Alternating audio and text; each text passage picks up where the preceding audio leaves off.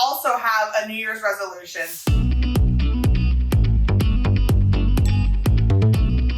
So here we are in the new year, and I know you've been thinking about your home and maybe been neglecting a couple of things. So here's a quick list of some things that you should maybe do to your home to give it all the feels and make your house feel just as special as it really is to you. First thing, create an emergency fund.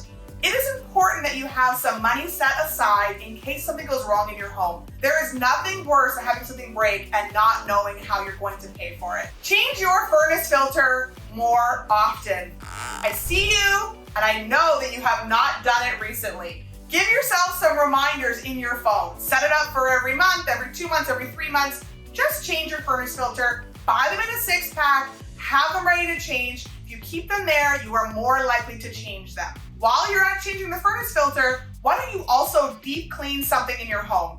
Whether that be vacuuming the outside of your furnace, moving your fridge, moving your stove, cleaning your fart fans in your bathroom. No one ever looks up in their own home. They don't see it very often, but when I go to homes, I so often see those hairy fans. Those aren't doing anything if you don't clean them. They're not sucking any of the bad smell out of your bathroom if you don't keep them clean. I know it's winter right now, but make a resolution for the spring, also a reminder in your phone, to clean out your dryer vent.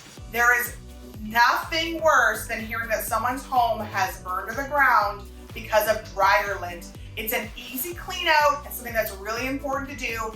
This is your reminder to do it. It may have been a while since you've done it. Trim your trees, another great outdoor thing to keep an eye on. If your trees are getting too close to your foundation, too close to your roof, too close to your windows, those need to be trimmed. You're getting critters jumping on your roof, you're getting rub on your shingles.